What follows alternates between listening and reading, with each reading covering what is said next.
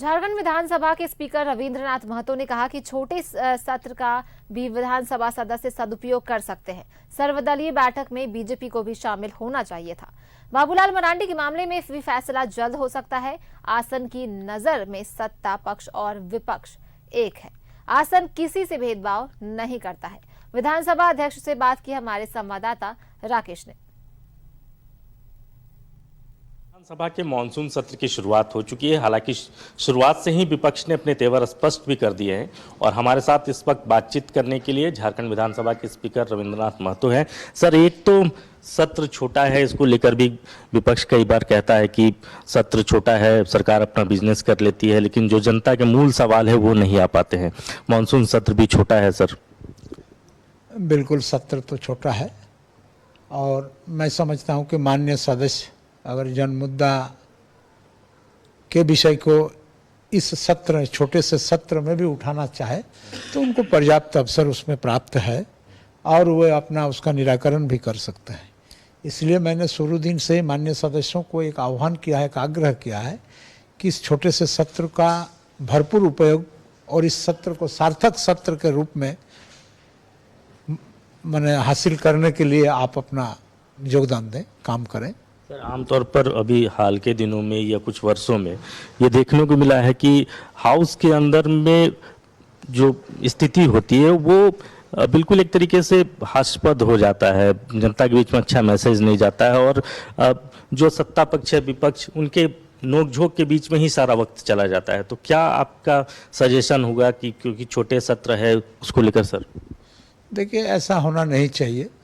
लोकतंत्र के लिए इस ऐसे परिस्थिति उत्पन्न होना सही मायने में उचित नहीं है।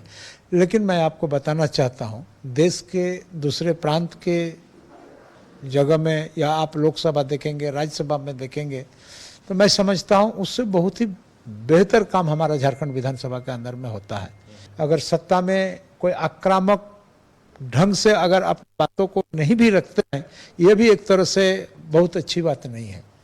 सर, लीडर ऑफ अपोजिशन का क्या होगा सर, क्योंकि सुनवाई पूरी हो चुकी है, आप पर नज़रें भी हैं बीजेपी की, लगातार बाबूलाल मरांडी आप पर सवाल भी उठाते रहते हैं, बीजेपी भी उठाती रहती है, ये कहती है कि सरकार के सारे पर स्पीकर काम करते हैं। ऐसा बात नहीं है। आपको पता होगा कि माननीय 3 सदस्यों का 10वीं अनुसूची में मामला है न्यायाधिकरण में। एक मामला का हम लोगों ने सुनवाई पूरी कर ली, जिसका जजमेंट भी रिजर्व है, और दूसरा मामला जो है, दूसरा मामला पर सुनवाई थोड़ा सा बाकी है। दूसरा मामला, दोनों मामला ने अपने हिसाब से इस मामला को हमारे न्यायाधिकरण के समक्ष रखने का काम किया है।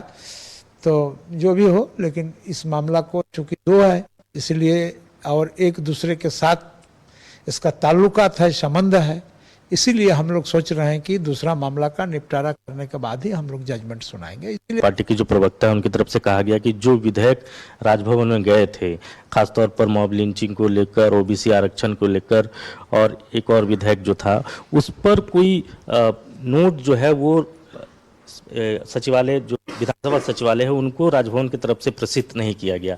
आमतौर पर परंपरा रही है कि राजभवन सचिवालय को भेजा जाता है।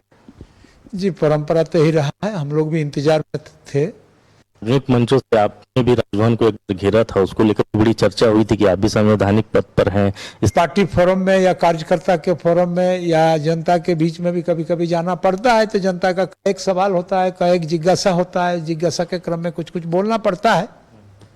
सर, एक आखिरी सवाल सर, जब आप ऑल पार्टी मीट बुलाते हैं सर, तो उसमें बीजेपी जो प्रमुख विपक्षी दल है यहाँ, उनका कोई नुमाइंदा वहाँ रिप्रेजेंटेटिव के तौर पर नहीं होता है? आना चाहिए, जबकि विधानसभा में हर दल के माननीय सदस्यों को बुलाया जाता है, उनको उस कार्यक्रम में भाग लेना चाहिए। अब किस परिस्थिति में भाग नहीं लेते हैं ये तो उनके दल का विषय है, ये मेरा विषय नहीं है। बहुत शुक्रिया हमसे बातचीत करने के लिए। कैमरामैन अभय के साथ राकेश कुमार, न्यूज़ 11 रांची।